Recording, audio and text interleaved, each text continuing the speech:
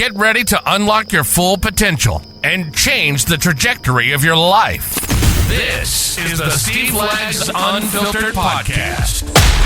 Hosted by the unstoppable force of inspiration himself, Steve Lags. He's on a mission to transform your mindset and help turn your dreams into reality. So strap in, hold tight. The Steve Lags Unfiltered podcast starts now. Hello, I'm Stephen Lagomarsino, and on today's podcast, I have an amazing guest for you, an entrepreneur, and one of my newest friends that I'm really excited to share with everybody. Today, I have Matt Rosenthal, the CEO of Mindcore Technologies. Matt, how you doing today? I'm doing awesome. I'm excited to have you here today. So exciting, man. It's a typical entrepreneur. We're sitting here getting ready, and Matt can't sit still, and he's worried about being able to fit in the camera because he just wants to move around. So you tell me a little bit about that. You can't stand still? It's interesting. My energy is constantly active, right? My mind is constantly going, my body's constantly moving, and I have a show, as you know. So I'm looking at the camera, and I'm like, well, I know on my show, if I move the wrong way, it messes up the camera. So I was kind of moving around, moving the hands, moving the legs. I don't want to mess up your show. So the Digging In podcast is your show, correct? Digging In podcast, yeah. That's great. Yeah. So it's similar to what you're doing, man. Same thing. We just trying to get the message out, help people, inspire people, motivate people.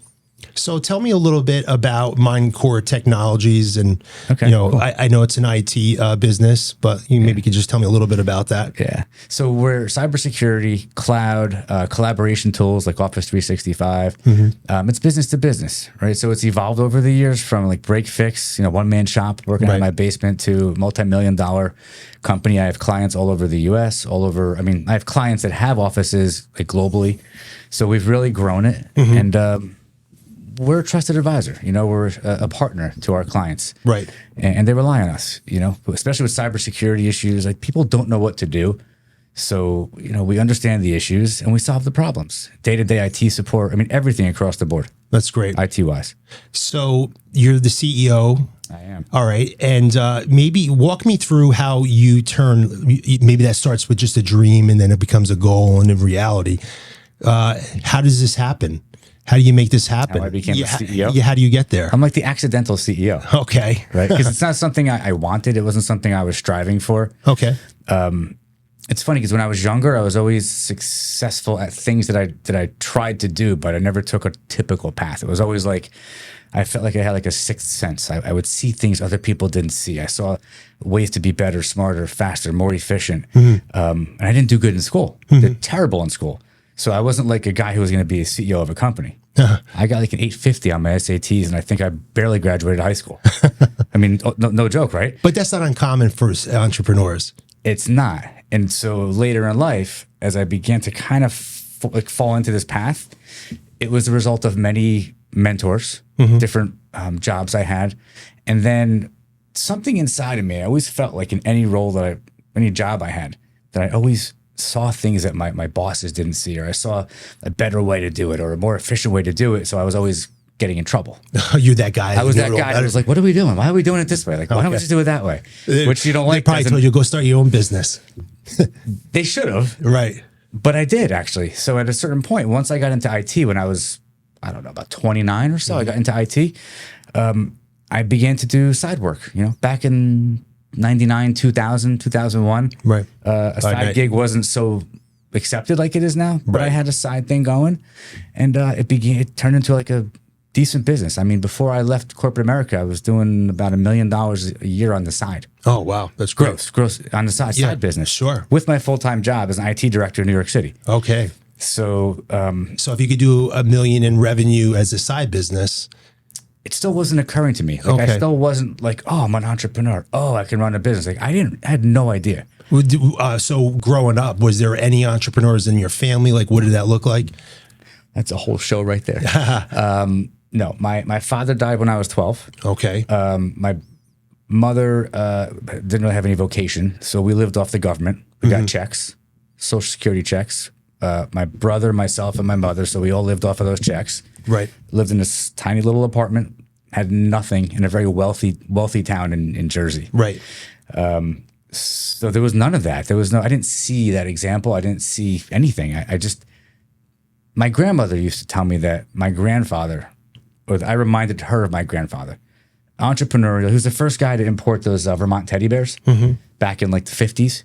So I guess it skipped a generation, but he was dead by the time I was 5. Right. I didn't have anybody around me. I had this little tiny family, and then we were basically poor. Okay. And how did that impact you? Okay. That's where it all really comes from. Right. Because it made me, and again, I can say this now. I didn't know it when I was a kid. Right. I was hungry. I was like, I wanted things. I wanted the things that I saw around me. So not having things made it created that want and a desire to get more in life. Yeah, and it did. But there was also something inside of me, which I really can't even explain where it comes from. There is something that I think some people just have, and it's just a motivation. It's like a desire. It's like I know that I'm meant for more than what I have or what I am now. Right. And what I was a kid who came from, until I was 12, a little bit of a dysfunctional home. But once my father died, it was like off the charts dysfunctional. Okay. Like out of control dysfunctional. Right. So a very emotionally, mentally, verbally abusive environment, like zero support, zero love. A hug didn't exist. Like I didn't know any of that. Right. My grandmother was the only person, my 2 grandmothers, that I got that from. So that in a way molded me to be sort of perfectly dysfunctional. And I got that from a book I read about many entrepreneurs who are perfectly dysfunctional. Right. Because that allowed me in a weird way to adapt, to see risk, to see things people don't see, to be able to fail or fall down and have a challenge and not even care. Just like, I'm getting back up and I'm going to run through the wall. Right. Like, screw you. Get out of my way. Yeah, so like it sounds like you're embracing. I adapted, right? You embrace uncertainty and any change that being able to adapt, right? I love uncertainty. So what you did was you didn't play the victim role in your life, which I could have. You could because have. my mother was like that, and my brother still is like that. Well, and why not to offend them? He better not watch this. He works for me. He can't say anything. Okay, there you go. He wants his paycheck. That's exactly right. So, but why didn't you assume that victim role where you had all the excuses, like, and why didn't you? What's different about you? And what would you say to people why your path was a better path, not to assume that victim role? I don't know why. Yeah. I mean, it's a difficult thing to answer. I went through years of therapy as an adult. Right. Up in for like 5 or 6 years. There you go. And that helps. It was because of a business divorce that was going on with a partner. And so we were trying to work through that. But I learned a lot about myself in that process. I really don't know why. It never really came out. Yeah. The answer to that question. Right. What was the second part of the question? So what would you say to other people? Like why should you have a choice? You made a choice. Maybe That's true. It's not clear why you chose that. Maybe you haven't figured that out yet. Maybe one day you will, but why? I know the answer.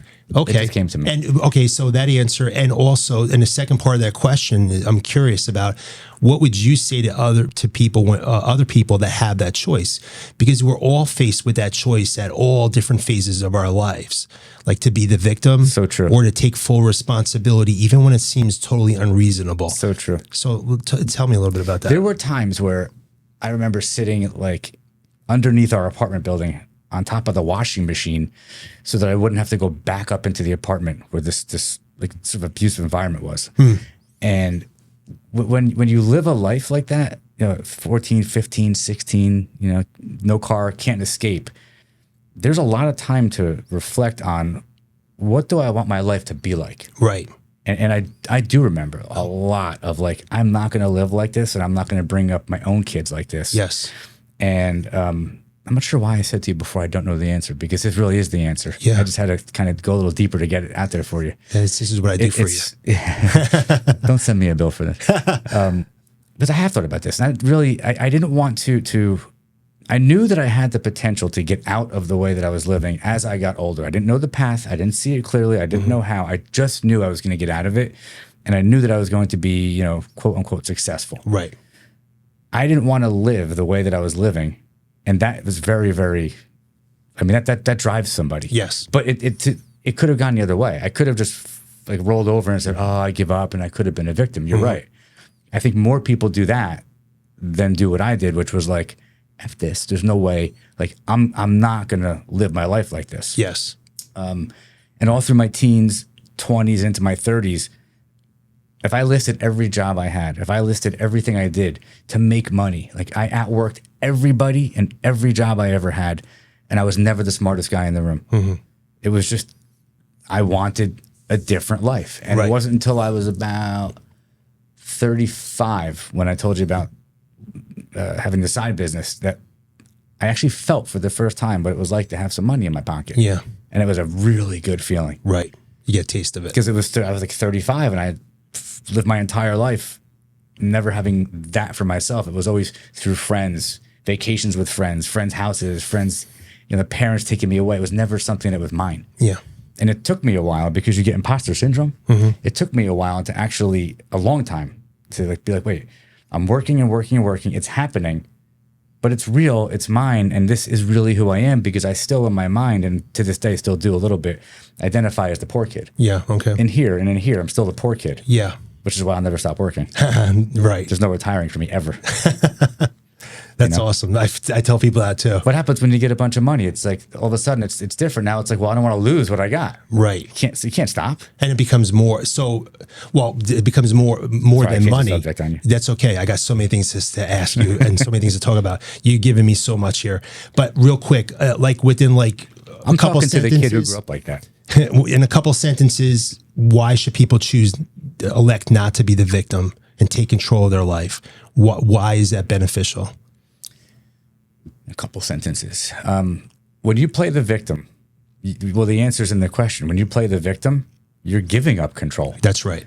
Because as a victim, it's all of these programs that were put into your brain by somebody around you to program you to be a victim. Mm-hmm. And when you're a victim, you don't really make good choices. In fact, you don't even see the opportunities that might be presented to you. Right. Because opportunities don't say, hey, I'm an opportunity. Yes. Like you've got to be able to recognize them, and to recognize them, you can't be clouded with negativity.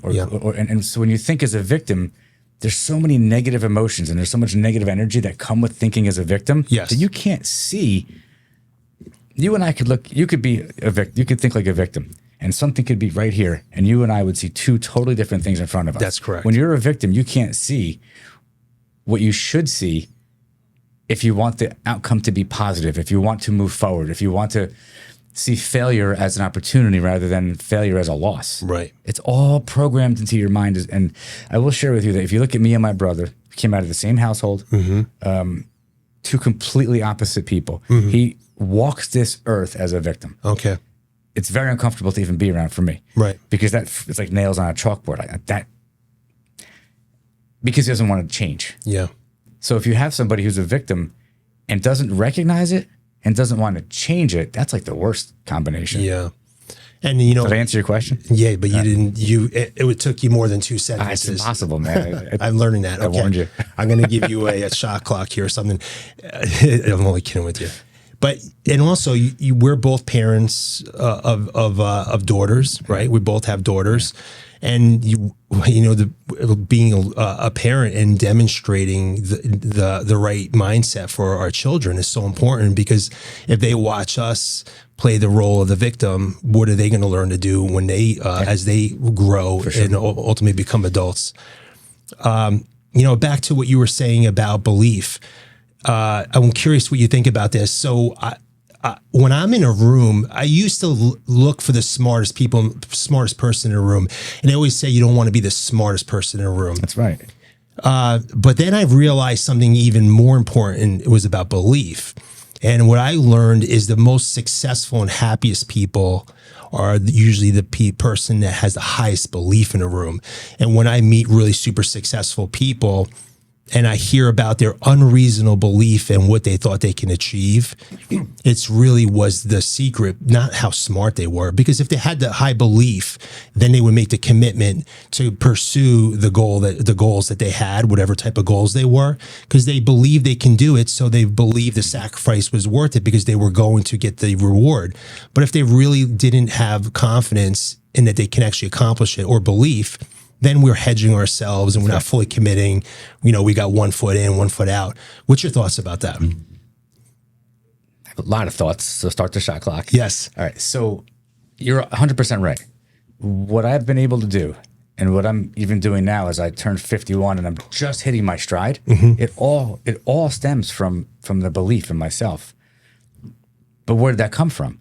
It comes from all the years as a kid, as a teenager, all the failures, all the overcoming obstacles, to over time to actually develop the belief that I can actually overcome issues, overcome challenges, which builds confidence, right? So thousands and thousands of things in my life have happened that have been so challenging, right? I'm sure you've had them too. You think every single, that builds confidence. Right. And after a while, it's like, I just know it doesn't matter what happens. You become bulletproof. I feel bulletproof. Right. I mean, that's a great word. That's how I feel. But we're not born that way. Right. So you might have come from a home where it was actually programmed into you to be really confident and to believe in yourself. Like if you have a parent, like we do with our kids, like tell them you're doing a great job, everything, like awesome. I didn't grow up like that. Yeah. I was told you're a piece of shit, you're no good, and you every day of my life. Okay. So it was drilled into my head, which also made me bulletproof because I didn't believe it. I personally, as a kid, remembered not believing what was said to me. Right. And so when I face the world, my confidence is abnormally strong. Right. But I had to adapt. So for me, I had to make that happen. You know, it's not true for everybody. It's just true for me. But you're 100% right. That belief makes a difference. When you walk into a room, not the smartest guy in the room, but I believe and I know that I can outwork everybody in the room. Right.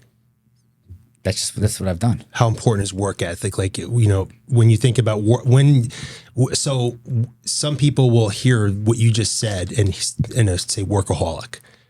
Could be. Right. Okay. Could be. So is workaholic bad? Is it a bad thing to you when you hear workaholic? Like, what do you think? I don't think of myself as a workaholic because I have mentors, because I've read a lot of the books you have up there on the shelf. Yeah. And there's a common theme. Some books actually will tell you, but if you can see it, I oscillate. Like I'll work a few hours and I take an hour, go to the gym, work a few hours. But even when I was not working for myself, I knew how to pace myself. I knew how to like not burn myself out, but I wasn't afraid to be the first one in, the last one out. I think other people would look at me as a workaholic because they're not. Right. Right. I gotta be careful how I say this. People who are uncommon, people who aren't normal, who aren't typical, who are above average, don't see working harder than everybody else as being a workaholic or as being unusual. Yeah. But it does set us apart. Yes. So I don't think I'm a workaholic. I will tell you that the amount of hours I've worked and the amount of effort I've put in over the years, for sure, if you ask my older daughter, who's now 15, what her recollection is of the first 10 years of her life, I was never really around. I had the flexibility to be, even when I worked for other people, but I was so hungry for what I didn't have. And I was so laser beam focused on building something for my family that I didn't have, that I literally worked 7 days a week. I mean, sun up to sundown. And my kids wouldn't see me for days sometimes, the entire week. I don't think that's a great idea. I can't tell somebody they're wrong for doing it or right for doing it. Right. It worked for me. And it's, when you put that kind of effort, as long as that effort is focused and it's actually moving you forward, you're not just spinning your wheels and putting time in just for the hell of it. If you're really moving forward, I don't know how else to do it. Like you got it. That hard work, that determination, the persistence, the consistency. If you want to be a wealthy person, if you want to have a nice house, nice car, if you want to actually have the material things, or the I don't know any other way to do it. Or the experiences that. Oh my God, the experiences are priceless. Right. Priceless. Yeah. But I don't know any other way to do it. And I'm not sure that it's fair to label somebody as a workaholic. But you were doing it to accomplish goals that you had. They were very clear. I did not want to live the way that I was living as a kid. And I didn't want my kids or my family to ever feel that. Right. In fact, my goal has been to build generational wealth. Yes. It's been to actually change the trajectory so my kids and grandkids never have to know what it was like. Right. You know, and that story is common. It's a common story. Yeah. Yeah. From uncommon people. Right. So, when we talk about like work-life balance, it's just about making sure your work's aligned with your goals, right? So you had goals and you had to align the work with what you wanted to accomplish. And when it's aligned, and if you can articulate that to your children, they understand that and they know what like the sacrifices are and why we're doing it and what the purpose of it is. Yeah. If they just see it's like just work for work and you don't even know why you're doing it because you don't have your goals. Feeling, I would imagine. To not know why you're doing it. And I think that's where a lot of people get lost in because they're not really identifying what they want to accomplish and then figuring out like, how do I align the work I'm doing to accomplish what I want to accomplish in life and get change. I want to change my life. How do I move it forward? How do I make it better? Wow. That's a pretty deep subject right there. So I think that's what you just proven what you did. And I think that's, can I add something to that? I would love because to. during that time, it kept changing. I mean, the big picture was always the same. Yeah. But the path kept changing. Yeah. And I was never afraid to pivot. Right. And I don't think we talked about that as a topic for today, but pivoting is for me has been a big deal. Or being adaptable, right? And just handling change. Not being so committed to one path that you're like, I'm just going to follow that off the end of a bridge. Right. Like, okay, I'm going this way. No, maybe I need to go that way. Right. I've done that so many times with different businesses, the one that I'm in, being able to see farther down the road and being able to see what other people don't see is so powerful. Yeah. I don't know how to teach that to somebody. I because of my upbringing, I used to walk in the kitchen and if my mother saw a piece of a crumb on the counter, I would get like, is the word eviscerated? I would get like yelled at for like an hour. Okay. So you adapt to that. Like you don't want to leave any crumbs around. It's crazy. Make sure there's none there. But it helps in business. Right. Because it makes you really attentive to, you have attention to detail, and you can't teach somebody that. I don't know how to teach somebody. Yeah, it's just what you're doing is alert. Yeah, so you're adapting. You can take bad circumstances, unfortunate circumstances, problems in life, and you can turn them into opportunities and strengths. Even you could turn a weakness. You could be traumatized in life, verbally abused, or whatever you want to name it.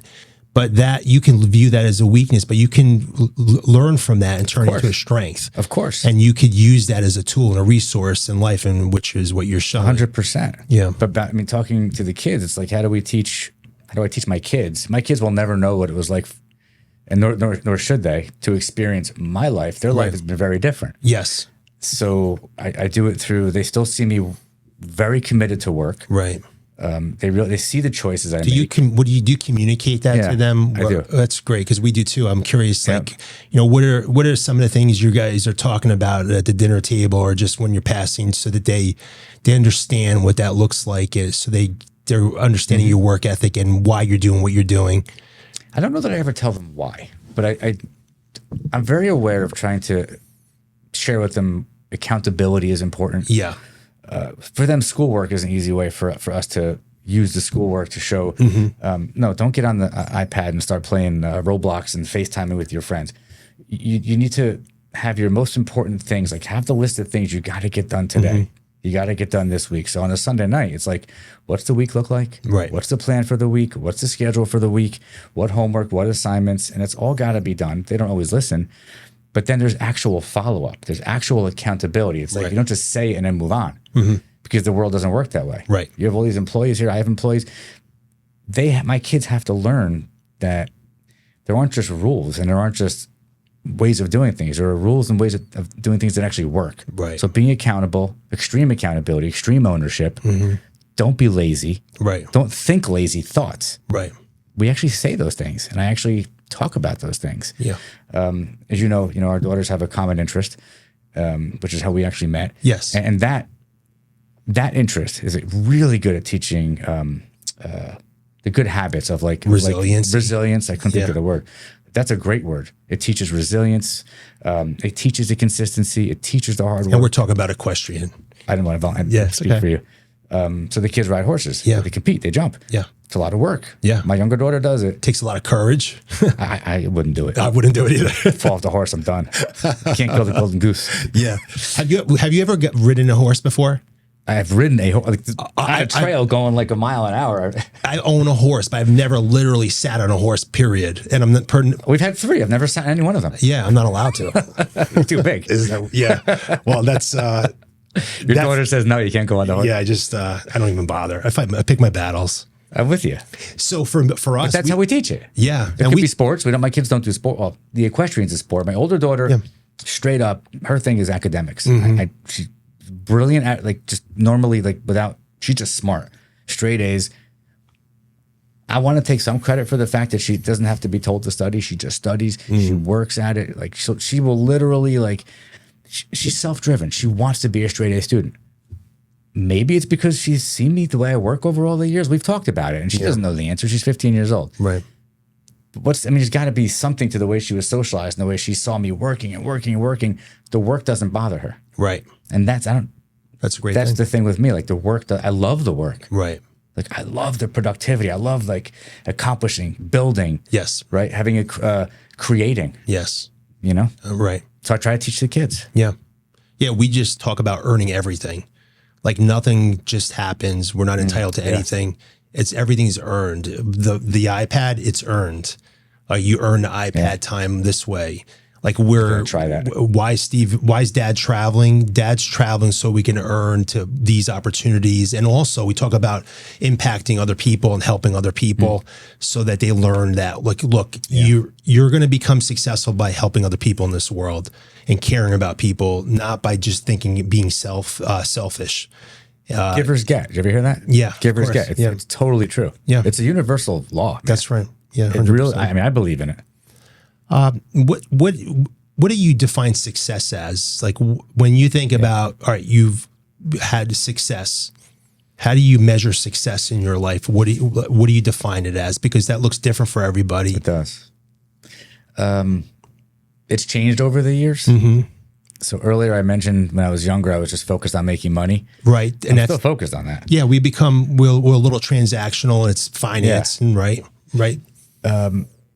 I can't say that I'm not still focused on success equaling money, but it means something different now because what I really want is for me, success is that my kids, my wife and my family are happy. Yeah. They're healthy.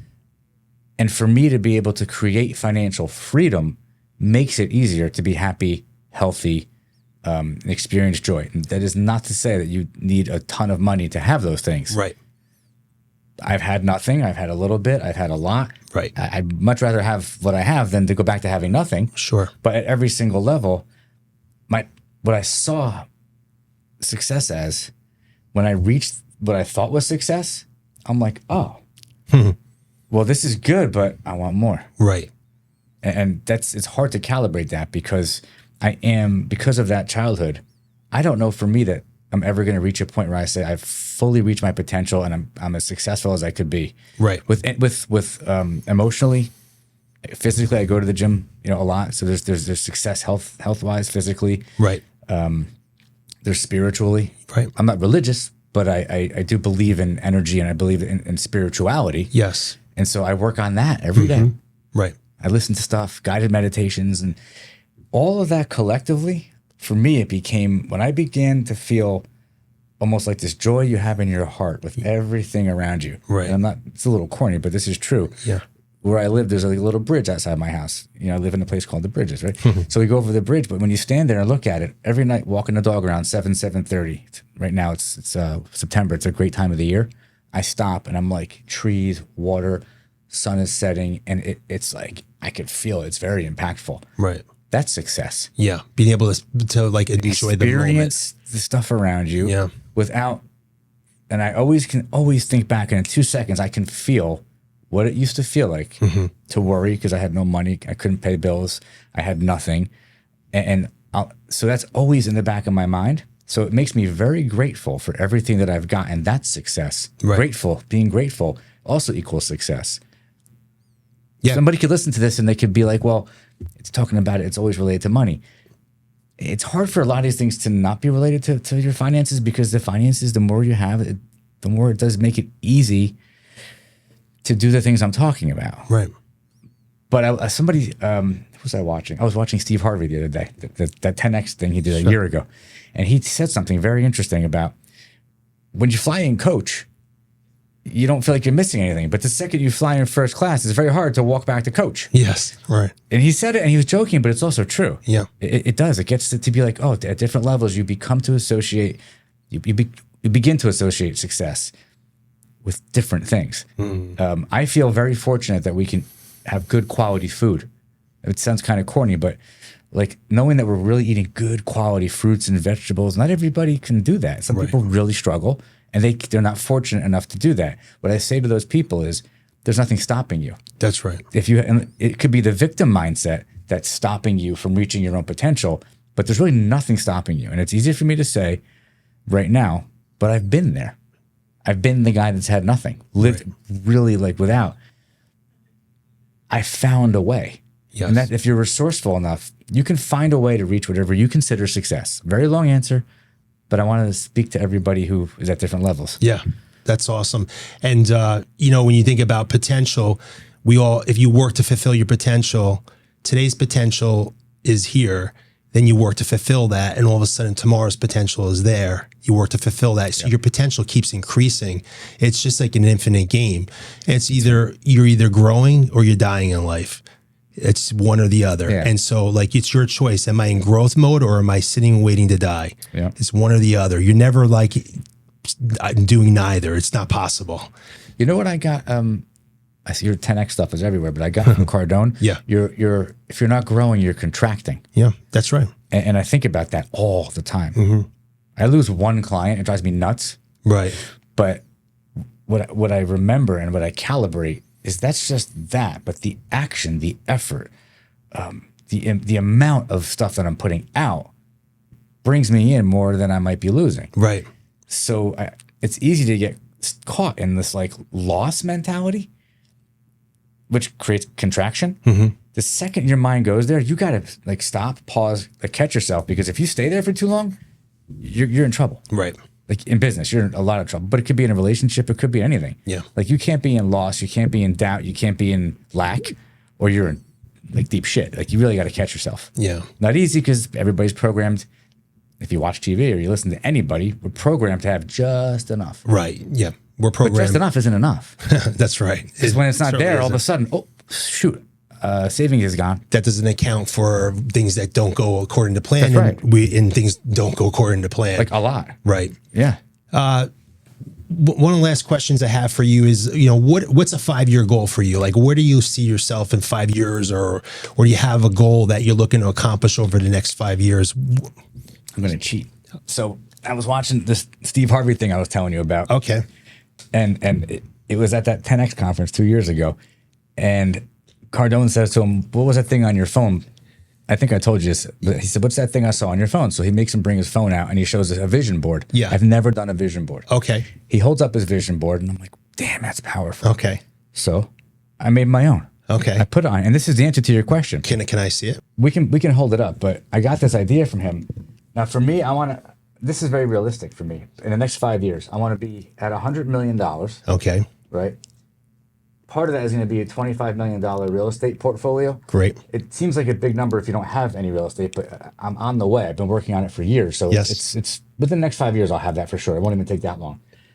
Just symbolically, because I love this car. This is that Porsche 911. Yes. That's kind of stupid. I don't really need it, but it's almost like, well, if I got this, I'm going to get that. Yeah. But this is what's very important at the bottom. Yeah. It's a picture of my family. Oh, okay. It's a picture of my family. Right. And it says family freedom. Yes. That's the answer. Right. In the next 5 years, the true goal, when all this stuff happens, my family has freedom. We have freedom to know that we're safe, secure. I don't mean just financially. All of those things will make sure that my kids, not that they're going to be handed things, but they're never going to have to suffer the way that I did. Right. And so while I'm creating that over the next 5 years, and the reason I say next 5 years, you asked about it, but I'll be 51 in a few months. I spent my 20s, 30s, and 40s getting to where I'm at now. It took a very long time. In the next 5 years, I will probably 10X where I'm at. Yeah. Because I'm hitting my stride. The people I know, the network is bigger. My business is bigger. Everything is falling into place right now. And I spent all these years reading books, following people, working with mentors. So it's like, and now I understand when I look at people that are 50, 51, well, you talk to people who will say when they were in their 50s, they hit their stride. Yes. I never understood it. Yeah, like Warren Buffett made Now I get 90% of his wealth after he turned 50 years old. That's what's going to happen. Right. And it's on track. Because all the investments you made in yourself, if you did it right, is going to really start paying off. Happening as we Especially if you've been speak. doing it for decades. Yeah. Like it's beginning to happen. Relationships are beginning to like pop, and Yeah. things are finding me. So that's the answer. It's on my phone. And some people might look at that and say, oh, $100 million, $25 million. But in order for you to do that, you have to add value to the world for that money to come to you. That'll never happen without that. Right. And if everyone was working on getting better and adding more value to the world so that they were worth more to the world, wouldn't the world be a better place? Could you imagine if everybody did that? Yeah. I mean, that would be. But it would one be person might unbelievable. look at that as like, well, that's really selfish. He doesn't need all that. His family doesn't need all that. But he's not going to steal it. He's going to need to earn it. And he's going to add value to the world. He's going to find a creative way to provide that value to the world. He's going to have to become a better person and continue becoming a better person in order to add that value. And that's the beautiful thing about capitalism. It's so true. I mean, I didn't put on there. I do give a lot of money away. Yeah. We didn't get into that, but You said you were going to give some of that to me at the end of the show, right? I think you're giving it to me. It's a privilege actually to Yes. be able to. Yeah, if you make To too give much to people, give it away. It's I've served on boards. I was on the YMCA board in New Jersey for a long time, and the entire purpose was to help kids. That was the mission was to change the lives of children. That's what the YMCA does. I was on the board there for years. Right. I would actually pay for kids to go to summer camp. That's great. You know, it's like I don't actually talk about that. It's not something that I broadcast because that's not why I do it. I understand. I served on the board of summer camps. It's the same one I went to as a kid that we couldn't even afford to go to. So I didn't. It's not on there. We didn't talk about giving back, but it's a big. I was a volunteer fireman for 15 years in New Jersey. That's 15 great. years. The amount of time I invested in that for free. Right. There's nothing that makes you feel better than doing something for somebody else, expecting nothing in return. That's amazing. Nothing. Yes. And I do teach my kids that, but having the resources to impact more people, it makes a difference. Yes. So it's not just about my family. There's no question that that's going to affect other people. And we didn't talk about this either, but look, you employ people, I employ people. We put food on their table. We give them medical insurance. Now, they choose to work with us and we choose to work with them because there's common beliefs and there's synergies. But they're still like my employees are my family too. It's my work family. Right. And I look at every single one of them as people that they take care of me, but I take care of them. Yeah. And the more people I can employ, the more people that I can impact. And every one of those people that works for me, and I see by walking around your office with the things you have on the wall, it's not just about the money. Yep. The belief system, the culture, commitment, dedication, reach your potential. Like for people that want that and they come to work with you or work with me, that's the culture. Yes. That's not on that screen. Yeah, I'm with you. But having that money makes it more possible to impact more people. And that's the point. I love it. Matt, amazing having you here Did you today. have fun? Yeah, I had a lot of fun, and I know that the audience is going to enjoy this. How do we connect with you? So the best thing to do is go on LinkedIn. Okay. Matt Rosenthal. I'm sure you're going to put it in the description, but go on LinkedIn. I have a show called Digging In. We do the same thing. It's a lot of good episodes. There's about 100 episodes out there, and about 2,000 shorts. So if anybody wants to get to know me more, Okay, you can find check that that out. on. Digging In. My company's Mindcore, like Mindcore. If you want to reach me, you can go to the website. It's mind-core.com for business related stuff. And I think if you go to those three places, you'll find me. Awesome. I appreciate you, buddy. I had a good time, man. Thank you so It was much. a good interview. That's all for today's Steve Lags Unfiltered journey. Keep soaring, leading, and conquering with us. Remember, it's not just about listening. It's about learning and taking action. If today ignited your drive, join us next time for more unfiltered wisdom. Subscribe, rate, and leave a review to fuel your success journey. Also, be sure to listen to us on your favorite podcast channel or outlet. Stay tuned. stay unfiltered, and we'll catch you on the flip side. Boom.